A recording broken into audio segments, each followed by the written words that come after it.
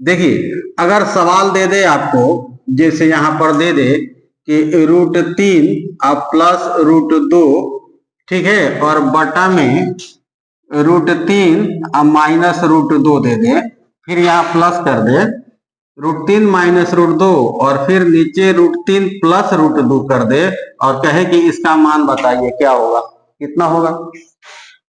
सवाल देकर घबरा नहीं दे रहे हैं। देखिए बहुत आसान तरीका से बनेगा ये। देखिए रूट देखकर घबराना नहीं है, ठीक है जी, रूट देखकर घबराना नहीं है। बस ये जो 3 है ए के जगह है और 2 जो है बी के जगह है, बस ये दिमाग में रखिए। तो पहला काम क्या करेंगे कि 3 में 2 जोड़ देंगे, 3 2 कितना हो जाएगा, 5 हो जाएगा। और उस 5 में फिर 2 से गुणा कर देंगे। हम यहाँ पर लिख देते हैं, यहाँ 3 और 2 लिख देते हैं, 3 और 2 जोड़ देंगे और उसमें 2 से गुणा कर देंगे, फिर 3 में से 2 घटा देंगे, 3 में से 2 घटा देंगे, ठीक है जी। तो 3 2 5, 5 दूना 10, 10 हो जाएगा और 3 में 2 घटाएंगे 1, यानी कितना आंसर आ जाएगा, 10, ठीक है।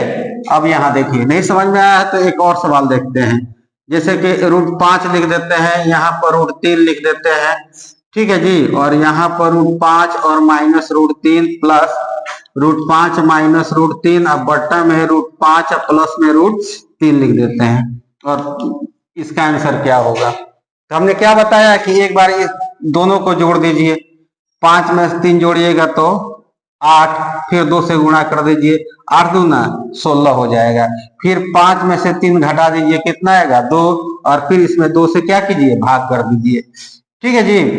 तो कितना हो जाएगा 8, यही आपका क्या हो जाएगा, यही आपका आंसर हो जाएगा।